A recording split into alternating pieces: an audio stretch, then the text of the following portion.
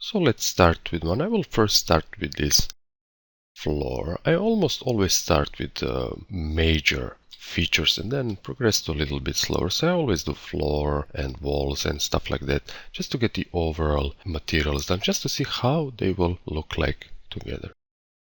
So let's create one, and I want this floor to be made of marble, and I'll rename it marble. And if you really want to create realistic or semi-realistic scenes, you will be forced to use textures. Otherwise, you'll be forced to use so much time to create a believable procedural shader that it completely loses sense. That is why I suggest you create your library of your materials, library of your textures, your assets. So probably most of you will ask, where do I get textures? Well, on the internet. And how? The most logical approach that I use is, for example, if I need a marble texture, I will look up for marble manufacturers, and they often have really high quality, high resolution photos of textures. And that applies for almost all manufacturers. And I will build this in both with textures and with procedural shaders, and we will see what we will come up with. So let's build our first material. So I will load an image that I downloaded, this guy. And I want this texture to be really sharp. So I'll turn off this sampling. I suggest you leave this on for animations. You will get flickering almost 100% of the time. So let me close this, and I will apply this marble firstly to the floor. And I pre-made those selections just to make this tutorial time a bit shorter. You can see these are the actual tiles, and the second selection is that grout between them. Okay, so I want to apply that material, that marble material, only on those tiles. So I'll simply drag it. We have some sort of a grainy image in viewport, and we can correct that by setting the texture preview size here in the editor of every material. So something like this 1024 with 1024 will work. Okay, maybe even more. If you have a really good high-end graphics card, you can go with this guy to 48 by 248, say something like that. And unfortunately, there is no way in preference in Cine 4D to set the default texture size. So you'll have to do that manually, just to get nice feedback in the viewport already. I can see that this texture is stretched, and I will simply right-click on it and set fit to object. And nothing will happen, and nothing will happen simply because it uses this UVW mapping projection. I want to use another one, so let's try flat. This is not good. Let's try the next one, cubic. This is more like it. Let's try fit to object. It's not necessary. It's actually looking really nice, and that is all I will do for that floor. I will also apply it to this surface here and to this surface here. So let's do just that. And let me just show you here in the object manager, I have a sort of a hierarchy here, and the easy way to access what you selected here is this guy, this scroll to first active. I have put it here in the in my layout, and you can find it here, view scroll to first active. If I activate this guy or this, they are completely the same. It will select what you have selected in viewport and open that hierarchy, and it will be much more easier to navigate through complex hierarchies. It's really useful. Here I also want to use cubic projection, and I want to fit it to that object. Let's try fit to object. Yeah, this could work. We should also do just that for this guy here. Let's apply it.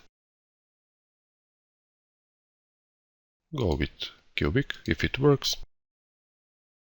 And right click, fit to objects. It will fit that texture into that object. Let's do a just quick test render and see where we are at, and see how actually those things look like. Let's give it some time. Yeah, I can already see where this is going. And we have some sort of grainy results because the samples of the shadows are low. We have no global illumination, no anti-aliasing. That is why this is jagged. But this is the drafting mode. We want to see really how those materials will look like. And I can tell you that this will look really good once we apply a clear coat to it and once we try it with some anti-aliasing. So I will just concentrate on this area here, something like this, and create a clear coat for that guy. So let me select that floor and I will simply copy it. I will control drag it and I will create additional copy and I will rename it floor underscore CC, which will stand for clear coat. And I can simply now create that simple clear coat. So let's name it here CC. And I know I will use a 95% value for transparency. So I will type that in just to be able to say if I will use other values other than 95, maybe 90 or 97, just to avoid confusion. So let me build that clear coat. So we said transparency 95%, reflection 100%, and a really small displacement value here, like 0.1 will be enough. And let's apply it and see what do we get. Like this. And this is actually looking much better now. You can see there is no complicated setups here. It's a simple texture with a simple clear coat. Okay, let's try something more. And I can see when I enable AA, it will be looking much better. Let's just try with the lowest setting. Let's 1 by 1 and 2 by 2 in maximum level and see what do we get. I will disable it and enable it again, just so you can see it a bit more clearly. Let's give it a second or two once it renders. Yeah, and it looks really good. And remember, all this is without global illumination right now. We will use it to really get this scene looking decent. Disable that. And that's it for this marble material. One thing that should not be forgotten is to cut down render times. Put a compositing tag on your clear coat. So compositing tag, and disable cast shadows, receive shadows, and ambient occlusion. It will eat up your render time and you won't be able to see it. And to prove it, that I will just do a quick test render. Tell me if you can see the difference, but the render is much faster. And it all adds up to cutting down render times. Let me disable that and I will put this to geometry, just to get somewhat decent result, but really fast results. And we can build our next material. We could build now, let's build this table material, and I think I will use a procedural shader for this, something really simple. So let's create a new one and call it table, and open it here, and let's find something that is really decent. Let me disable the specular channel, and I have a pretty good idea how this should look like. So here I have some colors that I saved prior to recording just to cut down on the tutorial time. And I want this surface to have a noise that will be almost non-visible, but the eye will register it as a randomness, and it will appear more realistic. Even though you won't be able to see it, the eye and the brain will still register it. So we'll add a noise shader here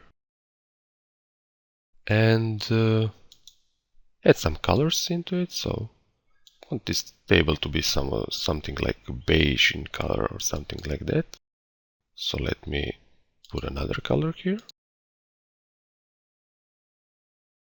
And I want to tune down this global scale. If I put that material on that table now, I have to apply it to the group as whole.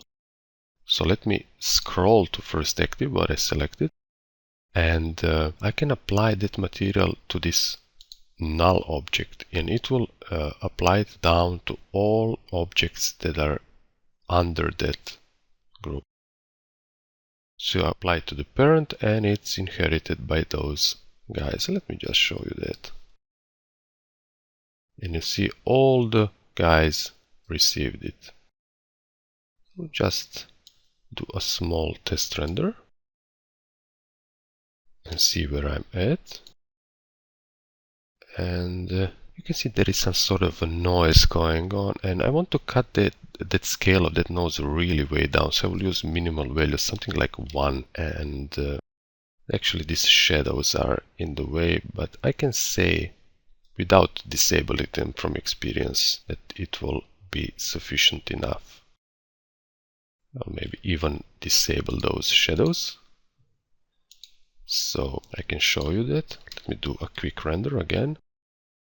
And you can see it looks like it is one solid color surface, but it is not.